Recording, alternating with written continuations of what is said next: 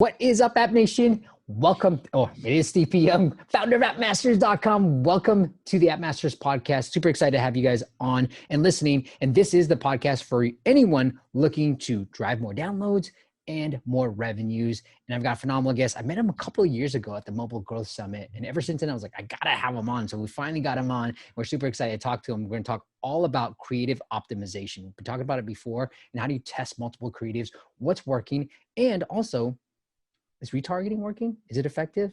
We're going to find out what his thoughts are. But without further ado, his name is Simon Lejeune. He is the head of user acquisition at one of my favorite apps, especially in the travel space, Hopper. Go check it out, hopper.com, or just search for Hopper in your favorite app store, Google Play, iOS, anywhere.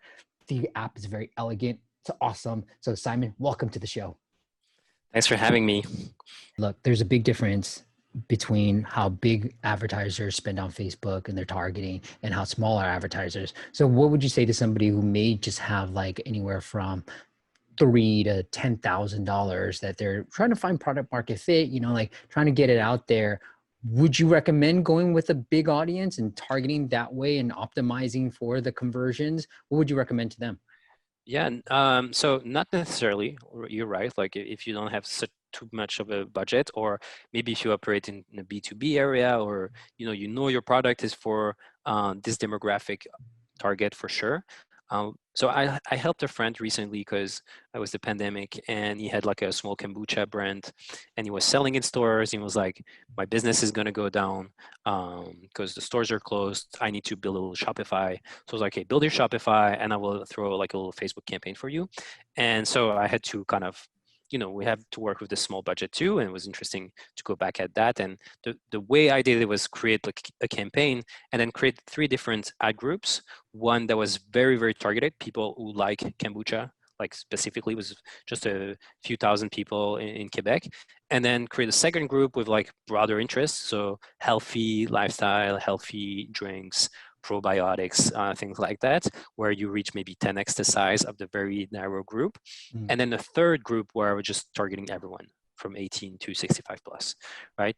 And the same way, I think you start to see the theme here, where I just throw out everything and kind of hedge my bets this way, right? And so for specific for like a campaign that we launched at first, like the group that was targeting everyone, the ad group performed better because the group that was targeting the very narrow interest, people who like kombucha, had just such high CPCs that, and there was not a lot of delivery and everything. So I would just recommend to run both, and you can control by budget, right? So maybe always reserve as a rule, like 20% of your budget on an ad group that will just target everyone, just to see if Facebook can actually do a better job at finding who your target users are than yourself. Okay, that's interesting. I'm glad that you shared that. So when you were doing the ad group to everybody, what were you optimizing on, or nothing? So in this case, it was like a small website, so not a lot of purchases. Yeah. So I would just go on the ad checkout event. Okay, got it. So you were optimizing, not for like a click. You weren't optimizing for a click. Yeah. Because I think if you target everyone and just optimize for click, that might backfire. That's how you blow some money away. That's how you like. Yeah, for sure. Yeah. That's phenomenal, man. I like it because I was like writing all this down. Okay. The why, I'm going to get very granular, and that's why I like to do this. Why set it up in different ad groups versus 3 different campaigns? I guess for simplicity at that point, that's important. Clarity of mind, so you don't have too many campaigns. But I think the reason I would do that is because you can use just like CBO, campaign budget optimization. And then if you have 3 different campaigns, you would have to reallocate your budget manually to the best performing one every day. Whereas if you just launch and you set like a budget at the campaign level, and you can just create as many ad groups as you want. If they don't perform after a couple of days, Facebook should have shifted the budget towards the best performing one. So that's why I would probably keep it in the same campaign. How is your targeting then? How do you know how do you know what to show an audience in like the Bay Area? And then secondly, like how do you optimize, and how do you get to the point where, that intent is there on a Facebook? Like, are you optimizing on an event type of thing, or like what are you optimizing Facebook side of things to for that particular conversion? Mm-hmm. I think like it's interesting because when I talk to smaller companies and friends who started with Facebook, they're obsessed with the targeting. They want to know like if they can target people who work at a specific company or with this very narrow interest.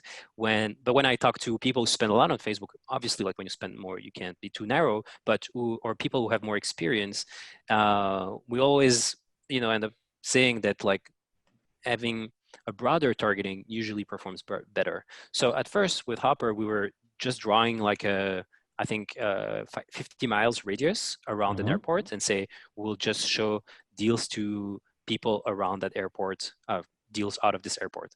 And we will just add like a travel intent or try different things. But eventually we just removed most of the targeting and just let Facebook figure it out and optimize towards different things. So we have, obviously you start with optimize for installation, just see how that performs. And then we have optimize for purchases. But for us, like I said, it's kind of hard because people, like very little people will download Hopper and buy a flight right away. Like most of the time they will search, watch, get some notifs later. Within a month, you get like a really good chunk of the conversion you will get out of a cohort. But still like 2-3 years later, we still have bookings from these users, right?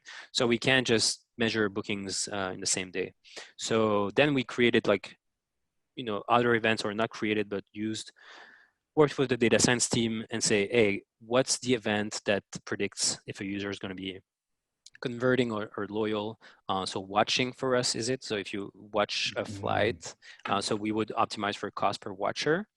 But then to be honest, like once you reach a certain threshold of spend of like a few $1 million a month, like we just we started to compare, like, should we optimize like for installs versus events, versus like in-app events versus conversion. And like, yeah, you get better conversion when you optimize for conversion, but your CPI is also a little bit higher. And if you optimize for installs, your CPI is a little bit lower, but and so it evens out. So what we end up doing a lot of the time is just run the different optimization together. So we'll have like a CPI campaign, and we'll have like a conversion up or Targeting the value same group. optimized. Yeah, because we are like targeting like all, right? Yeah. I don't know. To be honest, like you never really know what works or what doesn't work on Facebook. Like sometimes you will run the exact same campaign in 2 different ad accounts, and they will perform differently. Yeah. So I think like you have to accept the kind of a little bit of the randomness. You have to follow the best practices, but then don't fool you. Like it's really hard to predict where something is going. And I think the smart thing to do in an environment that is hard to predict is to edge your bets and think in a portfolio kind of strategy. And the same way we have a ton of different creatives, I like to have a ton of different campaigns. Some of them will perform, some of them I haven't touched since 2017. And I like, if someone new starts, I'm like, don't touch this campaign. I don't know, creatives are super old, but for some reason, some quality score associated with the campaign is really high. It performs. You try to recreate it, it doesn't work. So you have to kind of live with that, and just throwing a lot of stuff removes a little bit of the uncertainty and gives you more stability, I find.